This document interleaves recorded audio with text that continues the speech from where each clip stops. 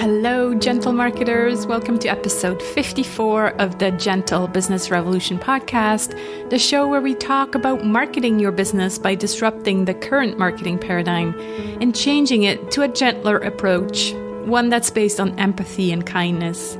As always, I'm Sarah Croce, I'm your host here, and you know that you're in the right place if you are a heart-centered entrepreneur or change maker who is looking for a different, a better way to market your business. Or you might also be a marketing impact pioneer, so that's someone who's working for an organization who does business for good. Today's episode falls under the P of product, and I'll get into it in a minute, but real quick before we begin, a quick gentle reminder and a bit of a plug that in a bit more than 2 months from now, I'll be running a Kickstarter campaign for the upcoming Gentle Marketing Revolution book.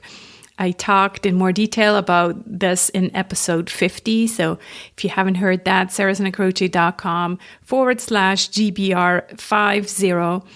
And I think it'll be really fun. I really looked into this and I'm like, first I was really hesitant about Kickstarter and asking for money and all that. But now I think I really got the right angle and I'd love for you to participate. I already set up a pre-launch page and you can find that by going to sarahsnacroce.com/Kickstarter. And there you can just hit follow to get notified when we go live. And of course, I'll keep you posted here as well. So back to today's episode, I had the lovely opportunity to talk to Sylvain Massot, who's the founder of a local company here in Switzerland called Impaakt. That's Impact with 2 A's and a K. So Impaakt. And I want to read you what it says on Impact's homepage. It says, find out the true impact that companies are having on the world. We bring together voices from all over the world to measure environmental and social impact. So after almost 3 decades in international banking in London and Geneva that have enabled Sylvain to develop his investment and management skills, he has now co-founded Impaakt and another company called Fondation ReBin. I don't know if I'm pronouncing this right, if it's in French or in English. But there are 2 ventures that seek to bring innovative solutions for impact investing. Fondation or Foundation ReBin operates in Benin, again, Benin, I guess, in English, in the field of waste recycling. Impaakt, on the other hand, is a web platform that leverages the collective intelligence of a large community of members to assess the social and environmental impact of large listed companies. In today's episode, we talk about what Sylvain learned from impact investing and what the conscious investor looks for when placing his money. How Impaakt, the company, aims to hold big corporations accountable when it comes to sustainability. So no more greenwashing or rainbow washing or any kind of washing. The crowdsourced business model that Sylvain is building, that's really based on trust. Also, how Impaakt is different from BigCorp, so the B corporations, the certification and their business model, how the 2 of them are different. And then at the end, I also ask him what he has learned in the past 4 years, transitioning from this banking sector to entrepreneurship. And of course, there's much more than that as well. I couldn't list all the points here. But without further ado, here's my conversation with Sylvain. Hi, Sylvain. So good to speak to you. I'm so excited for our conversation. Hi, Sarah. Very nice to be on board today. Thank you. Yeah. So I just read the listeners the official bio, and I kind of want to hear it from your side because it's not exactly the usual banker story, right? So tell us a bit, from your personal side, what triggered this idea of creating Impaakt? Where did you see a need? Yes, you're right. I mean, quite a big change in my life. Just as work background, I really spent 25 years in international banking. in London and Geneva. And I was advising pension funds and wealthy individuals with their investment. Right. And then, 5 years ago, I thought that it was time for a change. First of all, there was a personal need. Being involved in finance, I was keen to make sure that we can also use finance for good. And 2015, when I started, is the year when the United Nations announced these big goals for 2030. And you see that there's a lot to be done. Right. We'll talk more about those in a minute, but continue. Yes. And there was also an opportunity. As a banker advising clients, I had a huge frustration together with my colleague and co-founder, Bertrand, which is that people were asking, to see the impact of the companies they had in their portfolio, the impact of the investment. And then in reality, we had very few tools available to measure such impact. Mm-hmm. Hence, they need to do something to fulfill that gap. It's interesting, though, because would you say, so that was like 5 years ago, so 2015, more or less. Is that was it coinciding, this increased need for people to know what kind of impact companies made? Was it coinciding with the United Nations goals that were set out?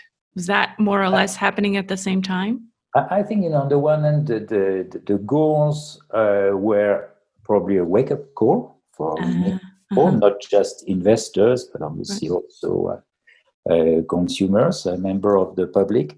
But there was also underway in the investment community, a change where investors are asking more than simply the financial return. Right. They want to make sure that their investments are also positioned well to have a positive impact, whether socially or environmentally, on the planet. Right. And that changes really started, over the last 10 years, but has accelerated quite clearly. Whether it's the trigger is the goals, or whether it was something which was going to happen anyway, that's not completely clear to me.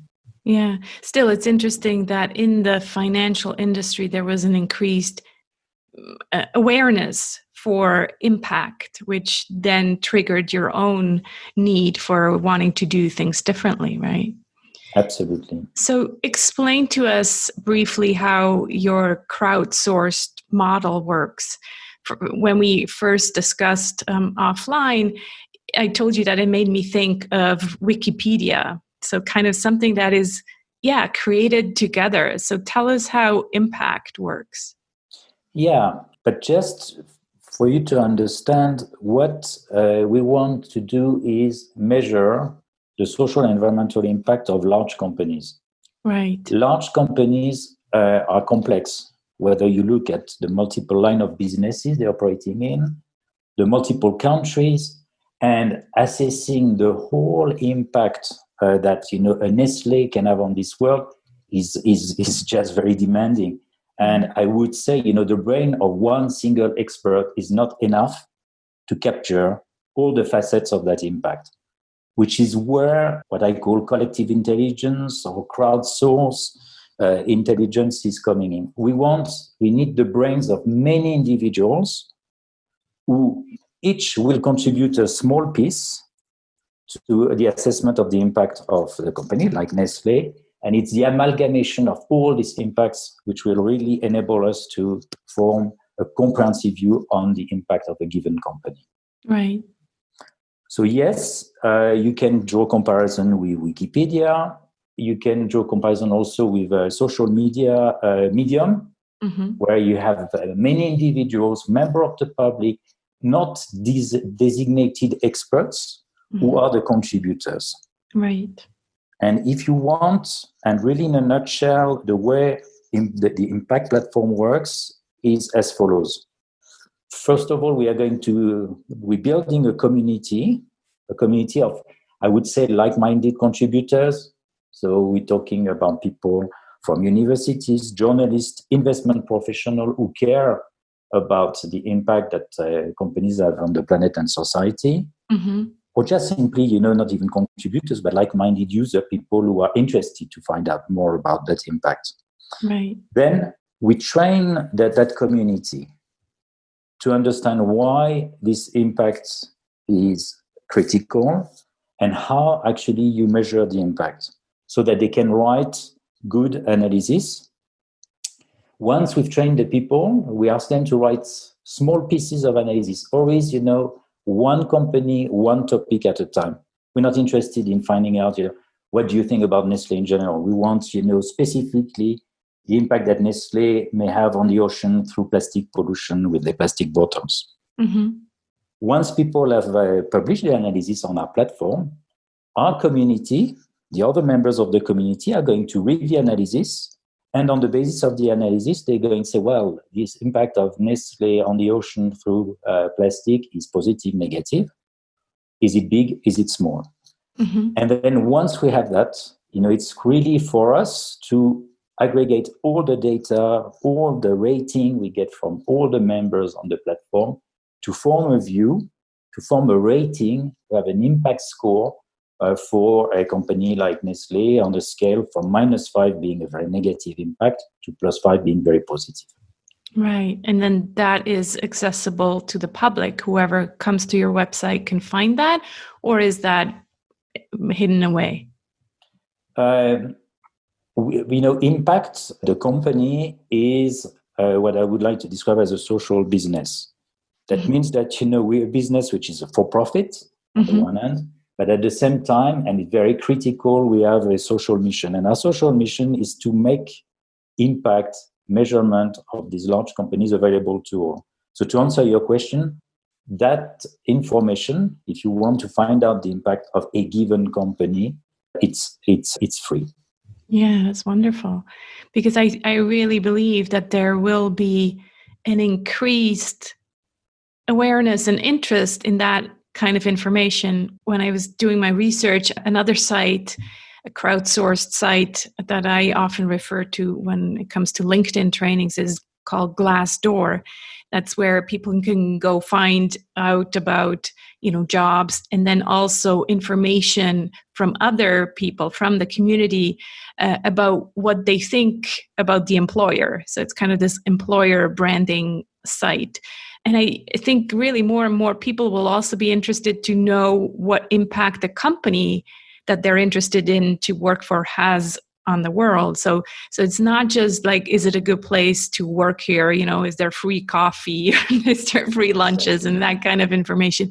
But more like, am I contributing to a bigger picture if I work for this company? So I really think that's where we're heading. Another If I may, you mentioning Glassdoor, and it is interesting, and I would say we are not just targeting investors, we are targeting consumers who want to find out about the impact that the products they buy have on the planet, but also employees, who want to find out about whether they're working for a good or not so good company. Yeah. We're not so dissimilar from Glassdoor, except that what we published is based on vetted public information. You will always be able to find out the sources that people have used to come up with their analysis. That's a bit different from Glassdoor. Right. Yeah. And kind of, yeah, the other thing that comes to mind when you say this is trust. Because if you're relying on these external sources of information, there needs to be a lot of trust in this community. And you mentioned that you're training them. I think that was probably the first step where you're like, well, in order to build this trust, we need to really make sure that there's quality in these analyses that people are sending in, right? What other things would you say is the basis for this trust towards this community? Yeah, I really think, trust work both ways. We need to inspire trust to people who are going to use the data on the platform.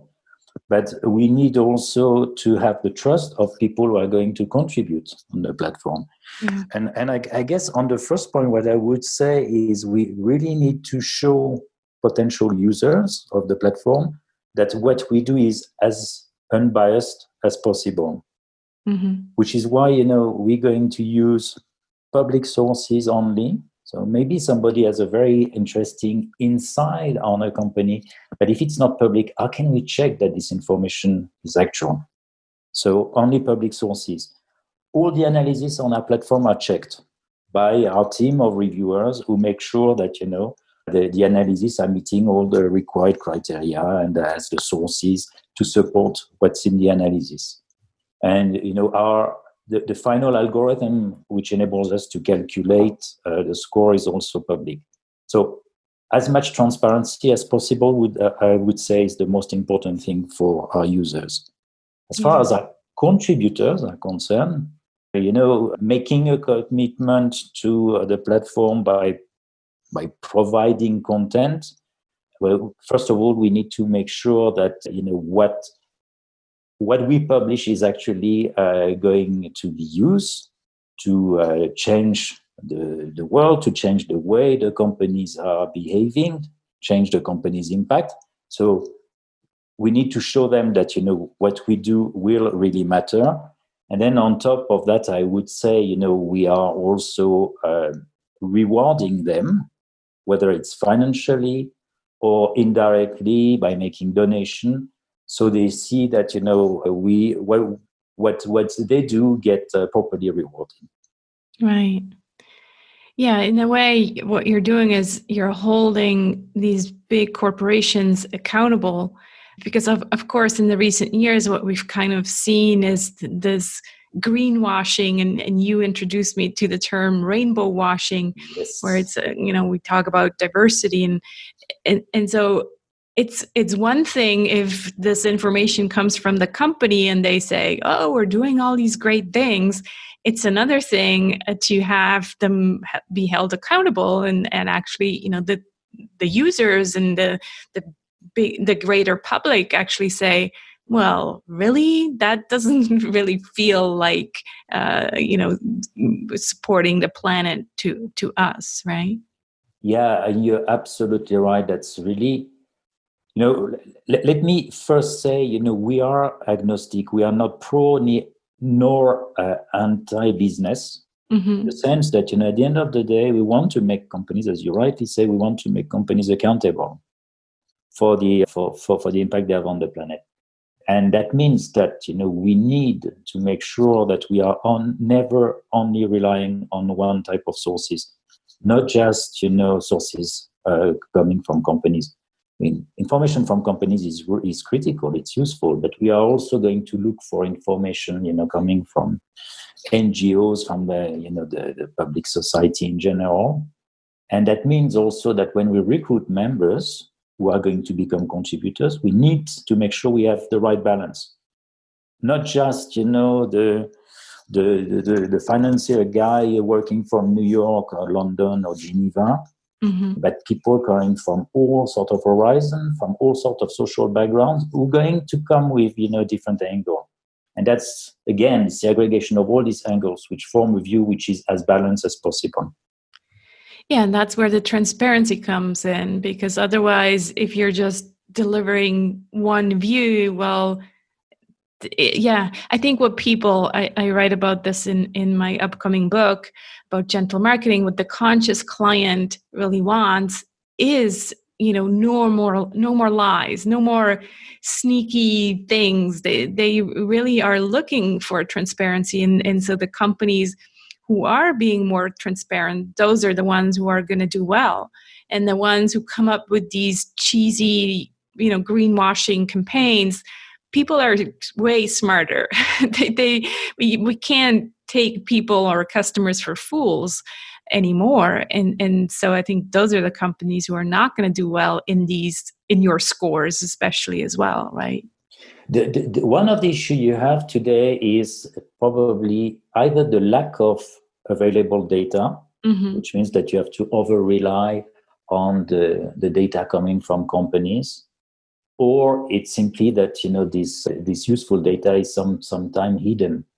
Yeah. So one of the way to address it is, as I say, is you're having people coming from all sorts of background who can bring up sources you would not necessarily think of, but which are trustworthy sources.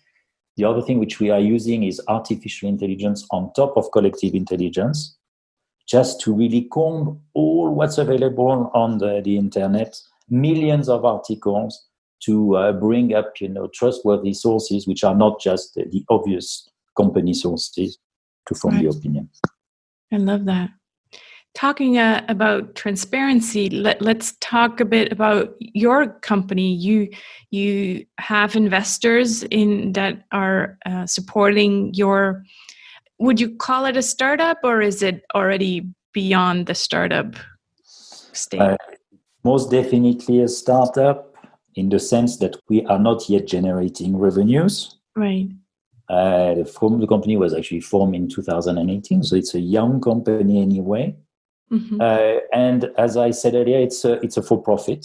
Right. So it's a company with a social mission, but we believe in for-profit, just to generate all the financing we need to make this a bigger story.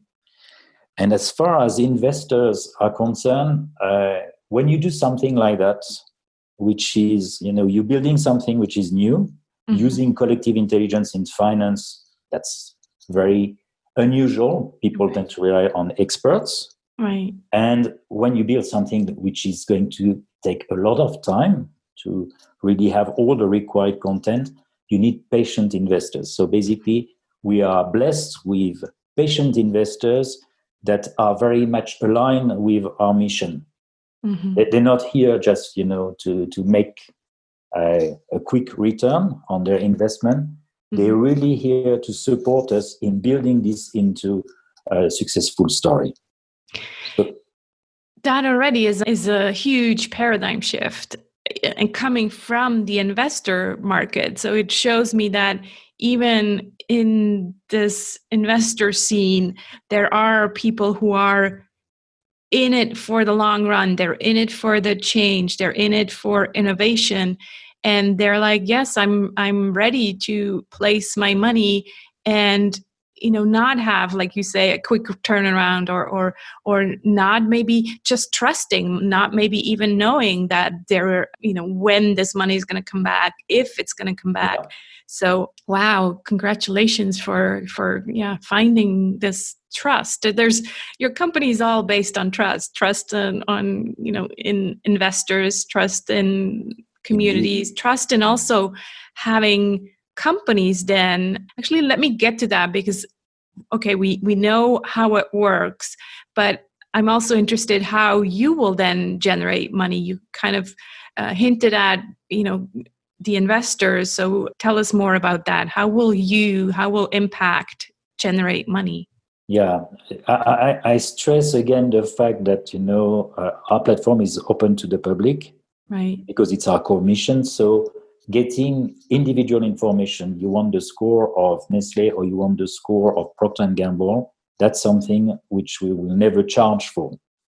But at the same time, and because we come from the world of investment, because we had this frustration at professional, we know that the large pension funds will increasingly have to assess the impact of the companies in their portfolio. Right. So there are already providers, but without going into too much detail, they're not really necessarily focusing on the impact of the companies, but more the practices, more the reputation. But these pension funds are already paying subscription to get that information. We feel that what we provide is the next step. So to answer your question, the idea is we will build sophisticated tools which enables pension fund manager, wealthy individuals to really assess the impact that their portfolios have on the planet and society, do search to get better, maybe investment companies than the one they have before. And we will, so subscription on the one hand, and then on the other hand, what we intend to do is to write detailed reports on companies where you can go, not just, the total aggregate impact of that company, but what makes this company a positive or a negative contributor. Right. Yeah, it's so interesting. It made me think of an episode earlier this summer where I interviewed Lisa Peterson, and she just published a book called The Mindful Millionaire. And when talking to her, I kind of told her, well, I'm not sure the world really needs more millionaires, at least not those who are just in it for the money to get more wealthy and more rich. But now that you explained how your model works, I'd love to, see more mindful millionaires invest in companies who are, doing business for good, and so somewhat give it back to the companies that need the support to make an impact. If I may, on this point, and this is back from my days as a banker not so long ago, you really have a shift, a generational shift. I mean, the new generations who are inheriting this wealth are definitely much more mindful. Right. And so it's not so much the bankers deciding that they're going to take on board that impact. It's the asset owners, these wealthy young individuals who are absolutely insisting on the fact that, they don't want their money to be just managed for the sake of financial return, but they really want that impact to be taken on board as well. Yeah, that's wonderful. I love the direction we're going in. Sylvain, how is what you're doing different from BigCorp? I'm, a big follower also of the BigCorp movement, and I've had a previous conversation with Sophie, who's a B-Lab mentor. So tell us kind of what's similar and what's different. Well, first of all, let me say that we at Impact have a lot of respect for BigCorp and what they're doing with the B-Lab. Mm-hmm. But still, BigCorp is slightly different from what we're doing in the sense that really BigCorp relies on the engagement of companies. Right. The companies themselves who say they want their impact to be measured and they want to pass that BigCorp certification. That's very different from us, where we don't, if you want, we don't ask companies whether they want to be rated or not. Right. We rate both good and bad companies. Mm-hmm. By definition, BigCorp will show you only good companies, the one which have passed the certification. Mm-hmm. The second point for me is that BigCorp largely relies on information provided by the companies themselves. It's basically a questionnaire that companies will have to fill and then score points. Right. We use all sorts of sources, whether pro or anti-business. And then the last point, which is also critical, is that this BigCorp process is very thorough, no question, but it's very complex and time-consuming. So at the end of the day, BigCorp, at least at this stage, really focus on small companies, while we target the large one, the large complex one, and the use of collective intelligence, because it is indeed very complex.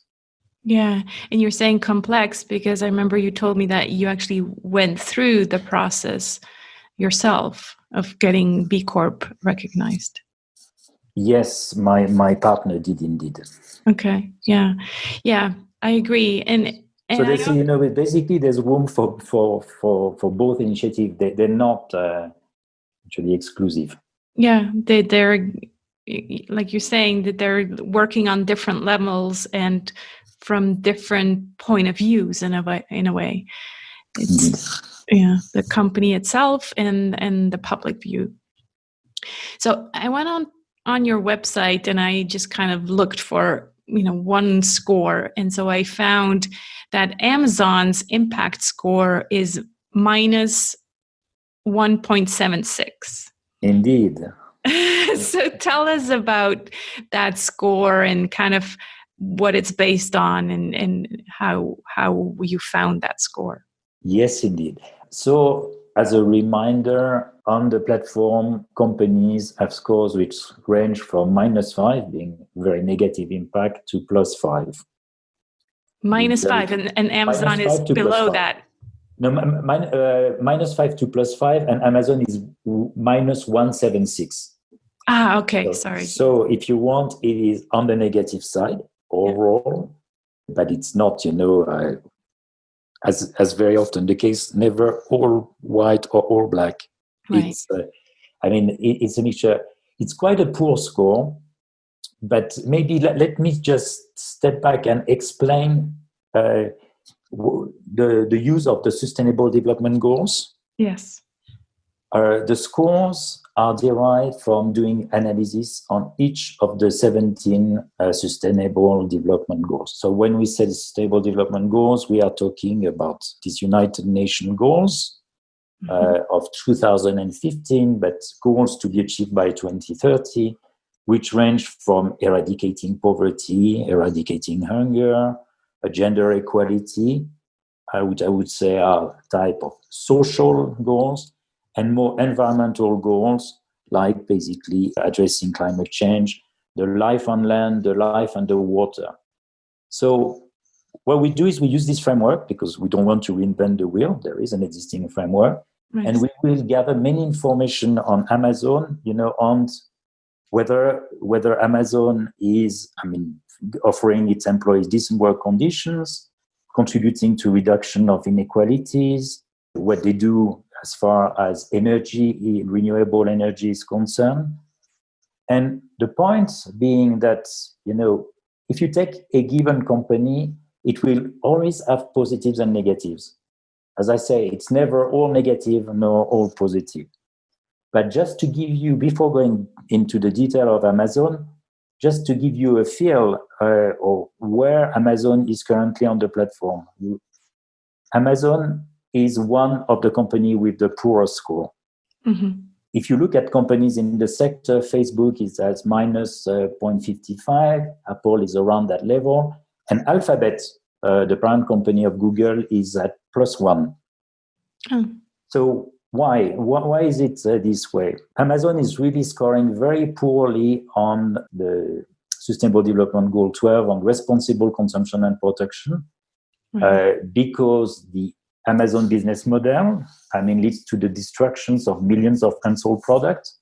It's producing a lot of packaging waste, and they haven't necessarily found out the right solution to address it.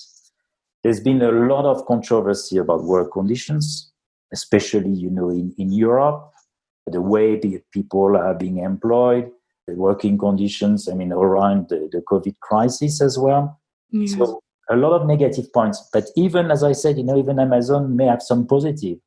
For example, the affordable energy, they are an extensive user of renewable energy. So it's when you take all these impacts I've described and many others, which we don't have time to detail, and we put them together, that we get to this score, which you can then really compare with Facebook, Apple, Alphabet, companies in the same sector, and which leads us to believe at this stage, and we are in the early days still, so we're still building content, that Amazon is the one which has the poorest, the most negative impact in the sector. Wow. What is the most positive company that you have right now in the scoring? At the moment, companies like Cisco have the most positive rating. Interesting. Yeah. And I think the minute this information kind of gets more public and more publicized, well, hopefully that will impact the company as well, and they will have to kind of reconsider certain things. What came up for me is like, well, obviously Amazon right now, they could care less. They're, doing really well. And so in a way it's like, yeah, you're doing really well, but look, the public is not impressed by the way you're doing it. So yeah, I really hope that this information will get out to a way bigger public. To some extent, there's already been a lot of articles about Amazon not being the greatest company to work for, I think in general, but yeah, more of this information needs to be shared widely for sure. Yes, indeed. And it is, it's not just perception. Yeah. Based on solid fact, it's really analyzing the different facets of a business, like the one of Amazon, which leads you to get to this final score. Yeah. Sylvain, this podcast is about marketing and the marketing and business paradigm shift. How do you market impact? That's a very good question. It's if I think about marketing, what is marketing impact today? At this stage, it's not seeking clients. It's building a community, right? Building a community of contributors and users. And I would say we do it using traditional medium like advertising on Facebook and LinkedIn, but always with very specific content. So what we do today to target individuals, it's advertise the free access of the platform, but more importantly, the opportunity to learn with our certification, the training we provide for people to understand what impact is about and how you write good analysis. Right. Which is really something which has been very successful, I would say, in the last few months, where people were stuck at home also, where they had more time, to contribute, making clear to people that they will get rewarded. And then on top of that, what we are going to do increasingly is build partnerships with organized communities. So that can be NGOs, that can be universities.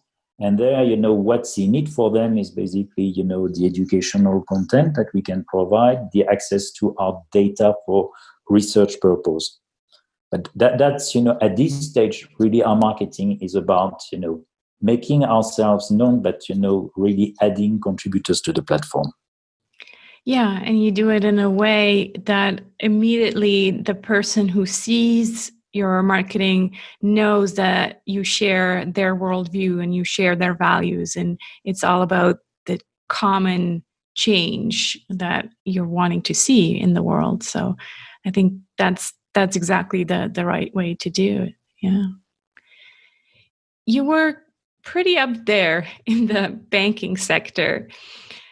When you changed and decided, okay, I'm going to go off on my own and become an entrepreneur, what have you learned in these last 5 years about being an entrepreneur, and what have you learned for yourself and also in the business world?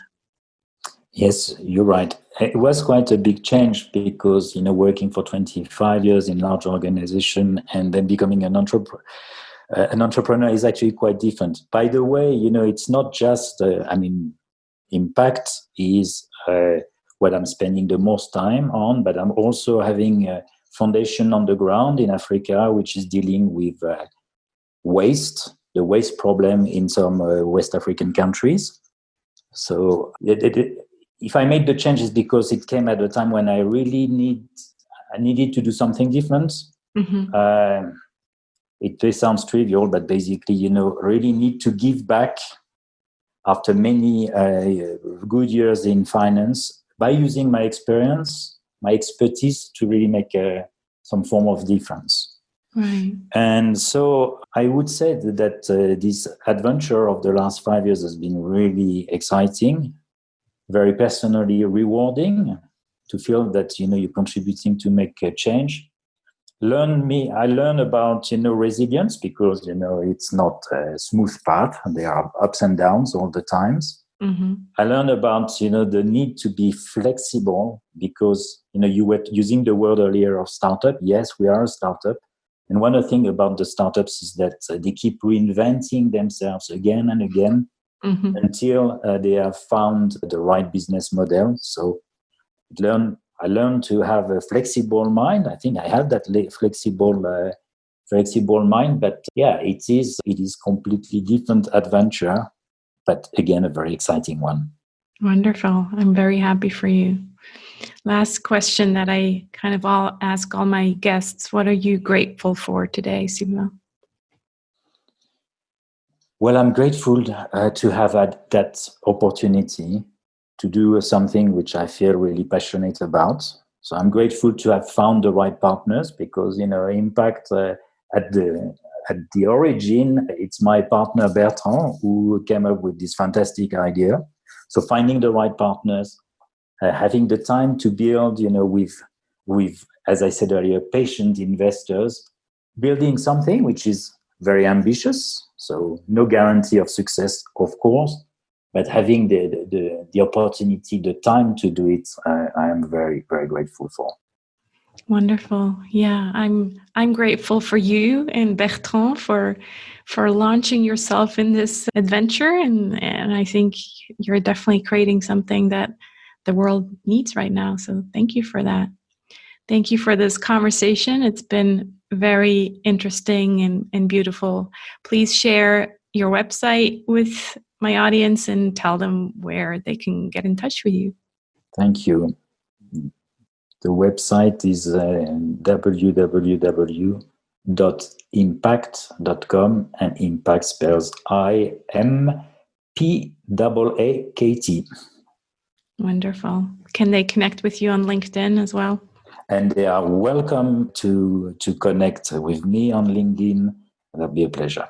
Wonderful.